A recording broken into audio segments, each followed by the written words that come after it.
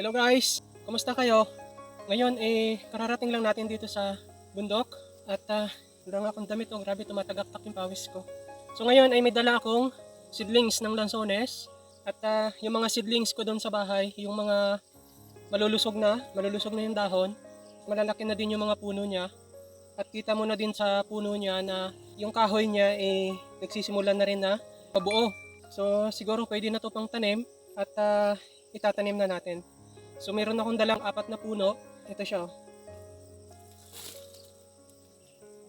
Ito na. So susubukan natin itanim guys. Ito makikita nyo. Halata na din yung mga kahoy niya. Ayan o. So di ba?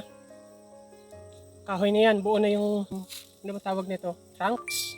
So meron na rin siyang mga bark. So susubukan natin itanim. At kasi medyo maliliit pa siya. Pero tingin ko mabubuhay naman at nakapunla siya guys. Malusog naman siya at kung mapapansin natin, yun nga ang ibang nagtatanim, tawag nito, nagtatanim sila na yung binubunot lang, rekta lang na binubunot tapos rekta din na tinatanim doon sa talagang site na pagtatamnan nila. Pero nabubuhay, no? Basta alagain lang ng linis at ang panahon ngayon ay maganda naman yung panahon, maulan, mainit sa umaga, umuulan sa hapon, sa gabi. Pabor yun sa mga ganitong tanim like itong lansones. Basta nadidiligan siya araw-araw, basa yung lupa, mabilis yung pagkalat niya ng ugat sa ilalim ng lupa.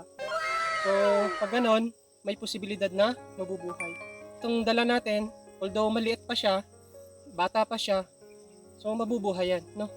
Susubukan natin itanim at aalagaan din natin ng linis. Ngayon, ang pagtatamnan nito guys is makikita nyo itong luyahan ko, no? May mga niyog ito na tanim, yung gilid niyan may niyog, yung gulod niyan may niyog, yung boundaries niyan dito may tanim din na niyog, yung gitna niyan may tanim din na niyog.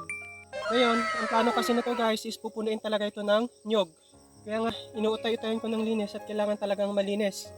So yung buong area na to, meron na akong mga naipon na niyog dito, yan talaga yung pantanim dito.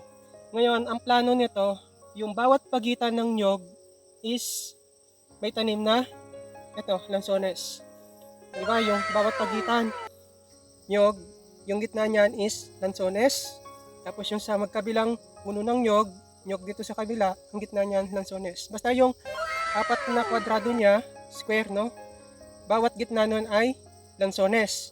Tapos dun sa pinakasentro niya ay puno din ng lansones. So bawat kwadrado, ang maitatanim natin ay 5 puno ng seedlings ng lansones.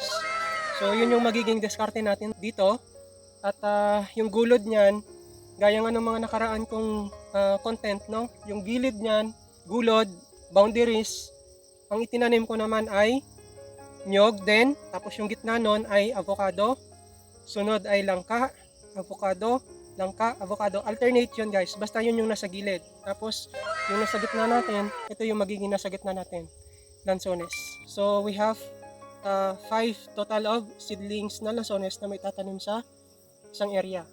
Yung bawat area nito guys, ang area ng pagtanim ko ng nyog, kasi nung nagtanim ako ng nyog nito, talagang sinukat ko siya. Nakasukat yan. Kasi ang bawat sukat ng isang linya is bawat pagitan ng nyog is nasa 11.58. 11.58 bawat side. Kwadrado yon. So 11.58 times 11.58 parang nasa 136, more or less like that. 136 point something square meters. So yun yung maitatanim natin doon sa buong area.